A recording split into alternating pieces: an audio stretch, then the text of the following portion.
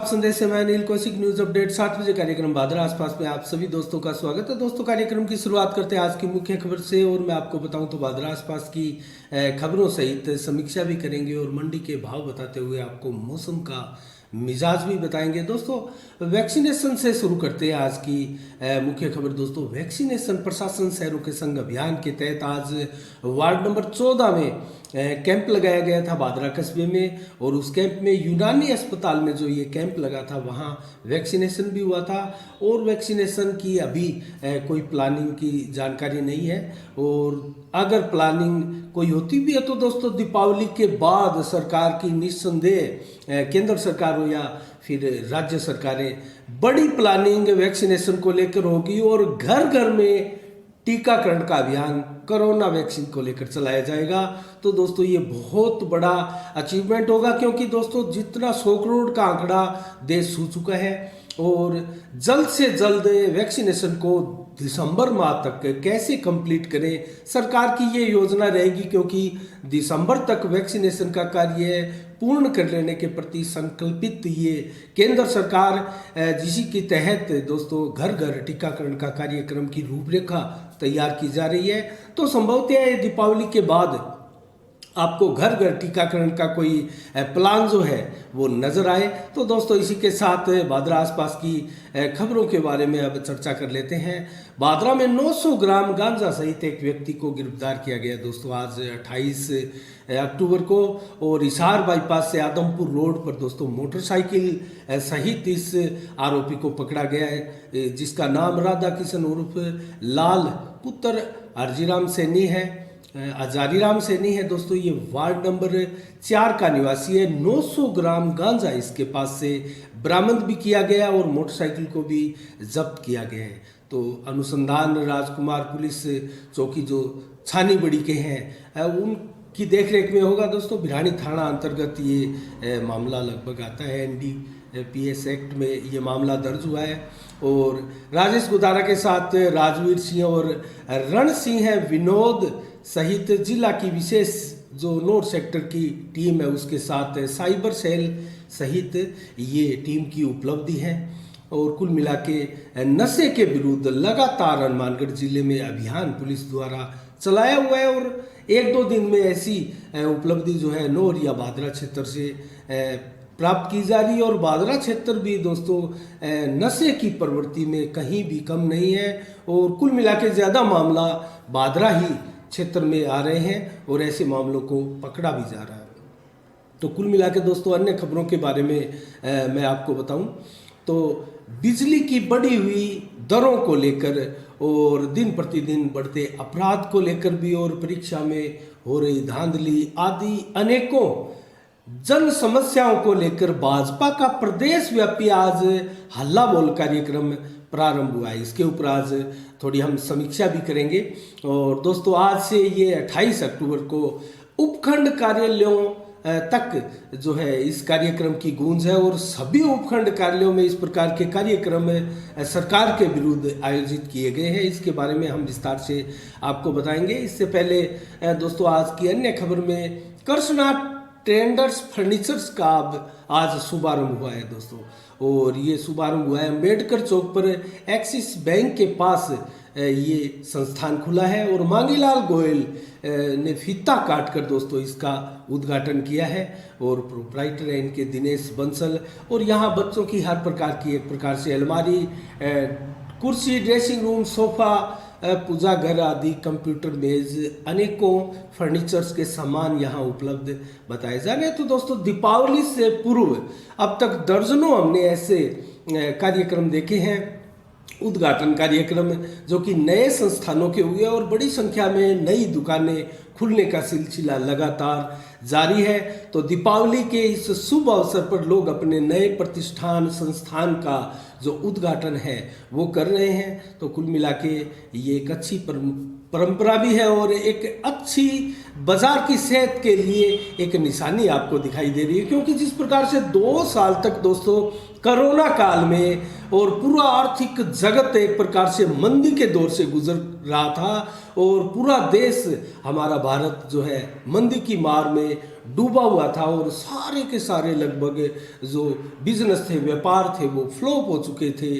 और स्कूलों का तो दोस्तों हाल सबसे ज़्यादा बुरा रहा, क्योंकि स्कूल लगातार 1.5 से 2 साल तक की अवधि तक बंद रहे हैं। अभी जब स्कूल खुले हैं तो कभी दीपावली की छुट्टियां आ रही हैं और नियमित रूप से अभी भी दोस्तों शिक्षण कार्य जो है वो प्रारंभ स्कूलों में नहीं हुआ है। तो ये बहुत अच्छे संकेत है कि दीपावली से पूर्व ये दीपावली कुछ खुशियाँ लेकर आ रही है, क्योंकि इस दीपावली से लगभग हमारे भारत से जो है कोरोना की दूसरी लहर जा चुकी है और तीसरी लहर का कहीं अता पता नहीं है। और हम चाहते भी नहीं कि तीसरी लहर भारत में आए। इसके लिए संजीदगी के साथ हम गाइडलाइन का पालन करते हुए उसको करारी मात देंगे, इसमें कतई संदेह नहीं है। और वैक्सीनेशन की जो मार पड़ी है तीसरी लहर पर, जिसकी आशंकाएं विशेषज्ञ व्यक्त कर रहे थे, उसके ऊपर ये वैक्सीन की मार जो है बहुत भारी और करारी चोट प्रधानमंत्री नरेंद्र मोदी के द्वारा और पूरी राज्यों की टीमों के सरकारों के द्वारा जो दी गई है, वो चोट वाकई में बहुत ही कारगर चोट है और मील का पत्थर साबित होगी। हम तीसरी लहर तो क्या कोरोना से अब भविष्य में कभी जूझ ना पाए और भारी समस्याओं में ना फंसे, ऐसा मेरा अनुमान है। और लगभग आप भी गाइडलाइन का पालन करते हुए इस चीज़ को चरितार्थ करेंगे। तो कुल मिला के दोस्तों अन्य खबरों में मैं आपको बताऊं तो कल 27 अक्टूबर को बादरा तहसील के जटान गांव में क्रिकेट प्रतियोगिता का प्रारंभ हुआ है दोस्तों। इस क्रिकेट प्रतियोगिता में ये लंबे समय तक चलेगी, 10 से 12 दिन तक इस प्रतियोगिता का संचालन होगा और कुल 35 टीमें इस प्रतियोगिता में भाग ले रही है दोस्तों। और 30 अक्टूबर तक, आने वाली 30 अक्टूबर है, आज 28 अक्टूबर है, 30 अक्टूबर तक को यहाँ प्रथम राउंड के मैच आयोजित होंगे और 31 अक्टूबर से फिर दूसरे राउंड के मैच प्रारंभ हो जाएंगे। तो देखते हैं दीपावली तक इसका समापन हो पाता है या नहीं, या फिर किस प्रकार की व्यवस्थाएं रहती है आयोजकों की। दोस्तों अब तक जो मैच हुए हैं मैं आपको बताऊं तो कल 27 अक्टूबर से प्रारंभ हुआ ये टूर्नामेंट। मुनसरी ने डुंगराना को हराया, ये मैच हुआ है। और एक मैच मुंदड़िया छोटा ने डूंगर सिंहपुरा को हराया है। सभी मैच 8-8 ओवरों के हैं। गेहूं ने खचवाड़ा गांव को की टीम को हराया है, जबकि मेलिया ने जटान गांव की टीम को हराया है। और इसके अलावा निनान गांव ने मेघाना की टीम को हराया, जबकि मोटसरा गांव ने हुणतपुरा की टीम को हराया है। और ये 6 मैच अब तक हुए हैं, जिसका विवरण हमने आपको बताया है। 8 ओवर के सभी मैच हैं। प्रथम पुरस्कार यहाँ 31,000 रुपये का रखा हुआ है विद ट्रॉफी। इसके अलावा द्वितीय पुरस्कार भी हारने वाली जो रनर रहने वाली टीम है उसके लिए भी 21,000 का नगद इनाम है। और इसके अलावा ट्रॉफी भी है, अनेक पुरस्कार भी खिलाड़ियों के लिए। इसके अलावा मैन ऑफ द सीरीज जो खिलाड़ी जीतेगा उसके लिए भी 10,000 का इनाम है। कल जब उद्घाटन समारोह इसका हुआ था तो दोस्तों सरपंच चाननमल बेनीवाल द्वारा जो है विधिवत उद्घाटन इस कार्यक्रम का किया गया। इसके अलावा उनके साथ बादर राम देवर्थ और संदीप बेनीवाल सहित अनेक ग्रामीण जन भी यहाँ उपस्थित रहे। इसके अलावा दोस्तों अन्य खबरों की मैं चर्चा करूं तो बादरा में जो है रौनक दिखाई देने लगी है बाजारों में। और जिस प्रकार से उपखंड महोदया के नेतृत्व में जो टीम गठित की गई थी, अधिशासी अधिकारी और सीआई महोदया सहित तहसीलदार इस टीम में थे, तो दोस्तों वो टीम संभवतया क्या रंग लाएगी ये तो दीपावली से पहले देखने वाली बात है। लेकिन उस टीम द्वारा जो अतिक्रमण करके बाजारों में एक प्रकार से जो है भीड़ करने की जो प्रवृत्ति है, और लोग दुकानदार जो है बहुत आगे रोड तक अपना सामान लगा लेते हैं, उन पर अंकुश की भी है। और पटाखे जो अवैध रूप से बेचते हैं उनको लेकर भी है। और दोस्तों मिलावटी सामान जिस प्रकार से त्योहारों के अवसर पर बहुत बड़े पैमाने पर बेचा जाता है, उनके विरुद्ध भी एक प्रकार से अभियान जारी है। देखते हैं किस प्रकार की कार्रवाइयाँ होती है, कितना सतर्क है स्थानीय प्रशासन और किस सतर्कता से प्रशासन द्वारा बाजारों में कार्रवाई भी होती है इन अव्यवस्थाओं के लिए, मिलावटखोरों के लिए, अतिक्रमणकारियों के लिए। और दोस्तों जो अनावश्यक रूप से भीड़ भाड़ करते हैं, आड़े तीर से वाहन खड़े करते हैं सड़कों पर, उनके चालान किस प्रकार से काटे जाते हैं। तो सभी लॉ एंड ऑर्डर के रूप में सीआई महोदय भी यहाँ पूरा थाना यहाँ मौजूद है, तो सभी की संयुक्त कार्रवाई होगी। देखते हैं किस प्रकार की कार्रवाई को अंजाम देते हैं। इसके अलावा दोस्तों हम आज़ाद बात करेंगे, मंडी के भाव भी हम आपको बताएंगे, मौसम का मिजाज बताएंगे। उससे पहले दोस्तों एक छोटी सी समीक्षा हम करते हैं कार्यक्रम की। तो समीक्षा में आज की समीक्षा दोस्तों हम करेंगे जिस प्रकार से आज पूरे प्रदेश में भाजपा द्वारा सरकार के विरुद्ध अल्लाह बोल विरोध प्रदर्शन एक कार्यक्रम प्रारंभ किया गया। आखिर ये क्या कार्यक्रम है, इसका कितना असर हो सकता है और प्रदेश में भाजपा की कमान आखिर किसको सौंपी जा रही है और किसके नेतृत्व में ये कार्यक्रम होगा। दोस्तों अभी तो अगर देखा जाए तो सतीश पूनिया प्रदेशाध्यक्ष भाजपा के हैं, उन्हीं के नेतृत्व में ये कार्यक्रम आयोजित किए जा रहे हैं। लेकिन चर्चाएं दोस्तों जिस प्रकार से पूर्व मुख्यमंत्री वसुंधरा राजे सिंधिया की है, क्योंकि वसुंधरा राजे सिंधिया के बगैर राजस्थान में भाजपा को सफलताएं मिलना उतना ही मुश्किल है जितना मुश्किल है मैं कहूँ तो कांग्रेस में अशोक गहलोत के बगैर जिस प्रकार की चर्चाएं पूर्व में होती रही थी सफलता मिलना है। तो अब कांग्रेस में जरूर एक विकल्प के रूप में और ठोस विकल्प के रूप में सचिन पायलट जो है वो बहुत आगे तक आ चुके और फ्रंट लाइन पर जो रहकर है बैटिंग करने के लिए, बल्लेबाजी करने के लिए राजनीतिक मंच पर तैयार है दोस्तों। लेकिन भाजपा में ऐसा कोई फ्रंट फुट पर खेलने वाला वसुंधरा राजे के अलावा कोई नेता नजर नहीं आता है।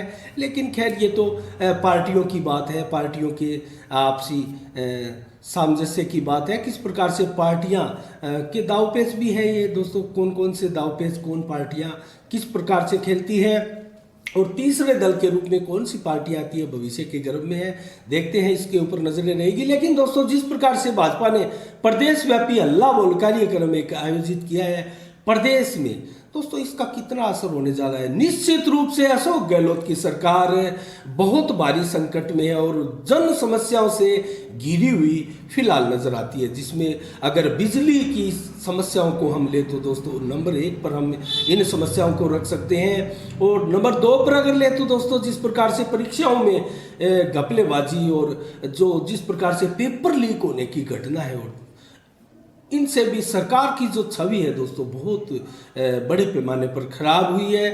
इसके अलावा कर्मचारियों का विरोध भी दोस्तों यहाँ मुखर होता हुआ दिखाई दे रहा है राजस्थान में। इनके अलावा दोस्तों अपराध की अगर स्थिति देखें तो वो भी कहीं ना कहीं अच्छी नहीं कही जा सकती। जिस प्रकार से देश में एक एक घटनाओं के ऊपर बवाल जो खड़ा होता है दोस्तों, जिस प्रकार से उत्तर प्रदेश में हुआ और पंजाब हरियाणा में हुआ, किसान को का जो आंदोलन चल रहा है उसके दौरान अनेकों घटनाओं के दौरान जो हुआ उसके तहत दोस्तों बीच बीच में राजस्थान से भी हनुमानगढ़ हो या धौलपुर हो, बांसवाड़ा हो, कहीं भी हो, इन छुटमुट घटनाओं की भी चर्चा पूरे देश में छाई रही दोस्तों।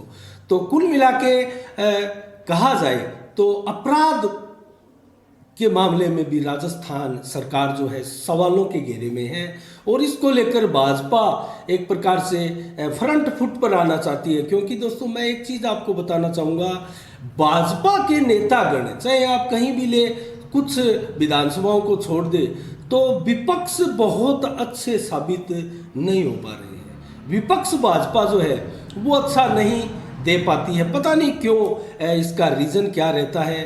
और कांग्रेस भी आजकल विपक्ष अच्छा नहीं दे पा रही है, उसका भी खामियाजा कांग्रेस भी हर राज्य दर राज्य चुनाव में भुगती ही जा रही है।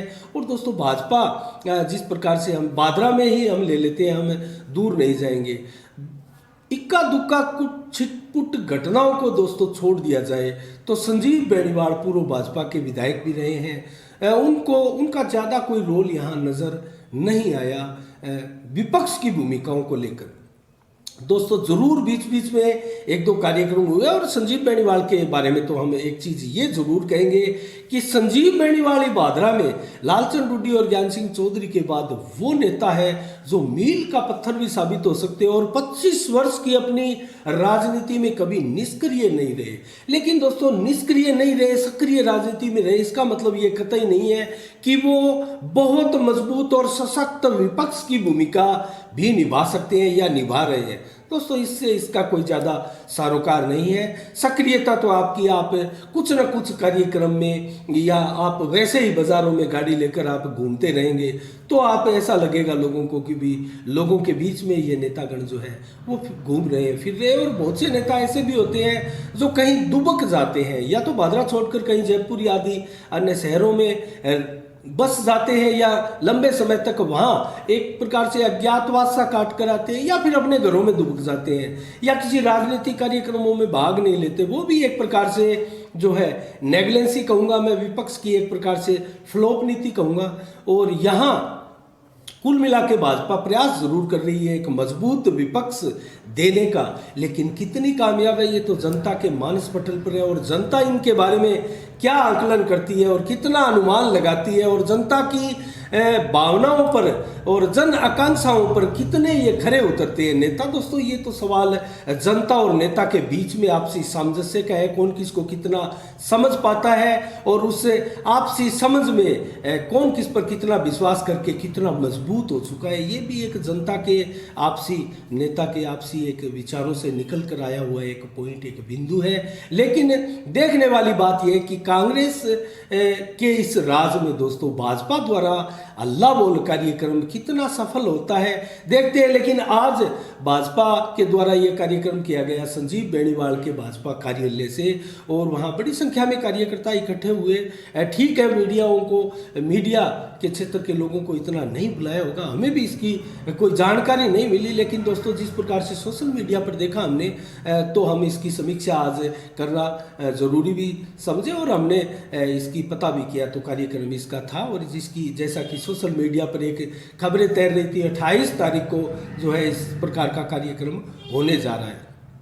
तो कुल मिला के एक मार्च निकाला गया था भाजपा कार्यकर्ताओं द्वारा, और सरकार के विरुद्ध नारेबाजी करते हुए ये जो अल्लाह बोल कार्यक्रम है, और इसमें दिन प्रतिदिन अपराध की बिगड़ती हुई स्थिति, और दोस्तों बिजली की बढ़ती हुई दरें और बिलों में एक प्रकार से असामान्य सा उछाल दोस्तों, जिनकी मैं कहूँ तो 4,000-5,000 रुपये महीना कमाने की क्षमता है, और उनके घरों में 10-10, 15-15 हज़ार के बिजली के बिल आते हैं, तो वो कैसे इन बिलों को भर पाएगा। और बिजली की स्थिति तो पिछले दिनों से आप देख ही रहे हैं, अब जाकर कुछ दीपावली के कार्य हुए हैं, तो कुल मिला के बिजली ऐसा लग रहा है कि ज़्यादा नहीं जा पा रही है, लेकिन बिजली बीच बीच में बहुत ज़्यादा जा रही है, कटौतियाँ जारी है अभी भी, और बिजली को लेकर लोग परेशान भी है, और भारी भरकम बिल जो है उनको लेकर भी परेशानियां लगातार जारी है। तो संजीव बेनीवाल का ये कार्यक्रम है। दोस्तों एक चीज मैं आपको और बताऊं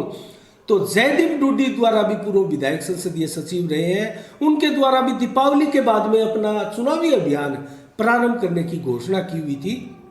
जिस प्रकार से अपने पिता स्वर्गीय लालचंद डूडी की पुण्यतिथि 28वीं पुण्यतिथि जो थी कृषि उपज मंडी में, वहाँ उन्होंने घोषणा की थी, और उस घोषणा के तहत दीपावली के बाद उनका भी एक अभियान यहाँ चलने वाला है। तो संजीव बेनीवाल तो निसंदेह फ्रंट फुट पर है, और फ्रंट की राजनीति करने के माहिर भी है, और लगातार अगर मैं आपको बताऊं तो 25 सालों की राजनीति में वो लगभग आमने सामने की टक्कर में ही रहे हैं। अगर 2003 का एक चुनाव मात्र छोड़ दिया जाए जिसमें जो है डॉक्टर सुरेश चौधरी जीते थे 37,993 वोट लेकर, वहाँ दोस्तों विमला डूडी जो भाजपा की टिकट लेकर, क्योंकि स्वर्गीय लालचंद डूडी का जो है यहाँ देहांत हो गया था, और उसके बाद में दोस्तों जो टिकट है उनकी धर्मपत्नी विमला डूडी को यहाँ दी गई थी, और विमला डूडी ने 33,327 वोट भी लिए थे। अच्छी टक्कर भी हुई थी, और ज़्यादा मार्जिन नहीं था, 4,000 के लगभग हार जीत का मार्जिन था। लेकिन 3 नंबर पर यहाँ भी संजीव बेनीवाल रहे थे दोस्तों, 28,437 वोट संजीव बेनीवाल ने लिए थे, और 9,556 का मात्र अंतर रहा था जीत के और संजीव बेनीवाल के तीसरे पायदान के बीच में अंतर जो था, तो अंतर ज़्यादा नहीं था। और यही एकमात्र लगातार सक्रिय राजनीति में उनके एक चुनाव था जो कि मात्र 9,000 की अंतर था, और 3 नंबर पर रहे थे। बाकी आमने सामने की टक्कर रही थे। गत चुनाव भी एकदम आमने सामने की ही टक्कर बलवान पूनिया के साथ संजीव बेनीवाल की थी, और अब आने वाले चुनाव में कैसी टक्कर होगी, किसके मध्य होगी, ये तो भविष्य के गर्भ में है दोस्तों। लेकिन अगर आकलन करें तो संजीव बेनीवाल यहाँ काफ़ी मजबूती के साथ एक सशक्त उम्मीदवार और प्रबल दावेदार और एक बड़े योद्धा के रूप में हमें राजनीतिक मंच के ऊपर नजर आते हैं। लेकिन अहम ये भी होगा कि बसपा की टिकट लेकर कौन मैदान से आएगा। और अभी तक 3 वर्ष होने को है, अभी तक बसपा का कोई कैंडिडेट मैदान में नहीं आया है। 2 साल चुनाव में है दोस्तों, जयदीप डुड्डे ने हुंकार भरी दी है और संजीव बेनीवाल लगातार लगे ही हैं। वो तो सक्रिय राजनीति हमेशा सदैव करते रहे हैं।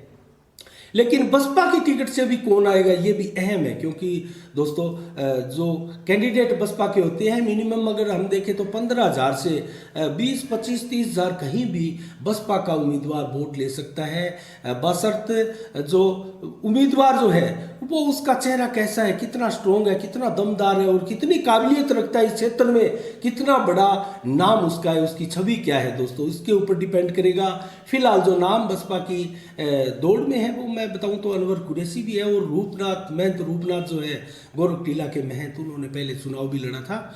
और दोस्तों इसके अलावा बजरंग सहारण भी एक बहुत बड़ा नाम है दोस्तों इस क्षेत्र में, हर बार उनके नाम की गूंज होती है। लगभग 10 वर्षों से मैं देख रहा हूँ बजरंग सहारण उभरते हुए, तेजी से उभरते हुए एक युवा नेता है। लेकिन देखते हैं कौन कितना मैदान मारता है और कितना मैदान में जो है राजनीति में मजबूती के साथ उभर कर आता है, नजरें बनी रहेगी दोस्तों।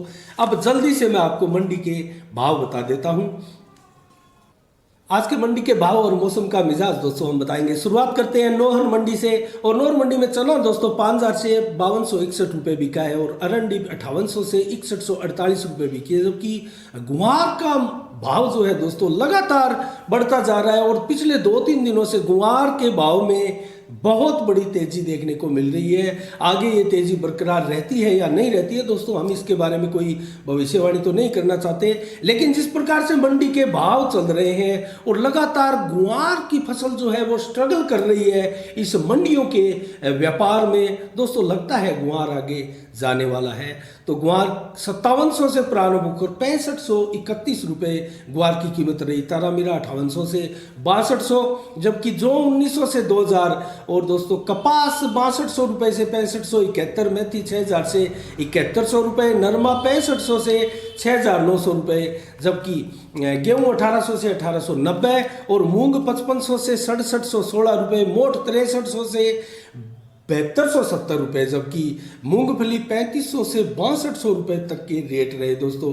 सादुलपुर मंडी जो राजगढ़ मंडी है, नज़दीकी मंडी चूरू जिले की, उसमें देखें तो गुआर 6650 रुपये बोली लगी है दोस्तों और चना की बोली 4760, जबकि मूंग यहाँ 6000 बिके हैं, मोट 6700 बिके और बाजरा 1525 और गेहूं 2032 में और तारामीरा जो है 6000 रुपये तक बिका है। गंगानगर मंडी का भाव देख लेते हैं। चना यहाँ 4751 रुपये जो 2000 रुपये, सरसों 7500 रुपये की बोली लगी है, जबकि मूंग यहाँ 6560 रुपये और गुआर की बोली यहाँ 6400 रुपये तक की लगी है और गेहूं 2034, नरमा 8925। नरमा अभी दोस्तों 9000 का आंकड़ा नहीं छू पाया है, लेकिन 9000 के समकक्ष नरमा पहुंच चुका है। कपास 8480, जबकि रायसी नगर मंडी में देखें 7551 रुपये है और चना 4725, मूंग 6780 रुपये, जबकि गुआर का भाव यहाँ सर्वाधिक 7071 रहा है दोस्तों रायसी नगर मंडी में। तो यहाँ गुआर का बहुत शानदार भाव किसानों को मिला है। नरमा यहाँ 8770 रुपये, हनुमानगढ़ मंडी में नरमा 8821 रुपये, गोलूवाला मंडी में सरसों अगर देखें तो 7450, चना 4738, नरमा 8930, मूंग 6500, जबकि गुआर का भाव यहाँ 6753 रहा है। और दोस्तों राउतसर मंडी में गुआर का भाव बताएं तो 6900 अर्थात 7000 के समकक्ष, तो 7000 के आंकड़े तक गुआर पहुंच चुका है। तो दोस्तों ये रहे आज के मंडी के भाव। हम आपको बताते हैं मौसम का मिजाज आज कैसा रहा। आज तेज धूप रही और मिश्रित सा मौसम रहा, एकदम साफ मौसम रहा। हवा जो है वो 7 से 14 किलोमीटर की रफ्तार से चली है और 28 से 30 डिग्री टेम्परेचर आज दिन भर में रहा है। बादल 0% छाए रहे दोस्तों, बिल्कुल नहीं थे, मौसम इसीलिए साफ था। रात्रि को मौसम कैसा रहने वाला है 24 से 27 डिग्री टेम्परेचर आज रात्रि को रहेगा अलग अलग समय में। तो इससे अंदाज़ा लगा सकते हैं ठंड बिल्कुल बढ़ती हुई प्रतीत होगी और 11 किलोमीटर की रफ्तार से हवाएं चलेगी। 0% बादल रहेंगे, मौसम बिल्कुल साफ रहेगा आज रात्रि को। कल मौसम कैसा रहने वाला है 29 अक्टूबर को, तो दोस्तों कल का मौसम देखें तो दिन भर में 4 से 7 किलोमीटर की रफ्तार से भी हवा चलेगी और शाम को 11 से 14 किलोमीटर तक की भी हवाएं चलेगी। बादल 0% रहेंगे दिन भर में, जबकि 19 से 27 डिग्री टेम्परेचर रहेगा सुबह के समय और उसके बाद में 28 से 31 डिग्री शाम तक के टेम्परेचर आएगा।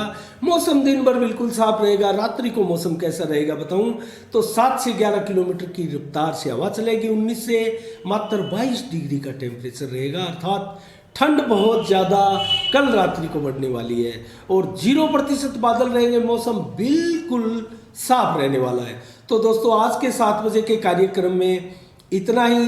कल ठीक शाम 7 बजे फिर आपसे रूबरू होते हैं नए समाचारों के साथ, नई समीक्षा के साथ। तब तक के लिए दोस्तों आप अपना बहुत बहुत ख्याल रखिएगा। मुझे दीजिएगा इजाज़त। साफ संदेश से मैं अनिल कौशिक, नमस्कार। जय भारत, जय जय राजस्थान।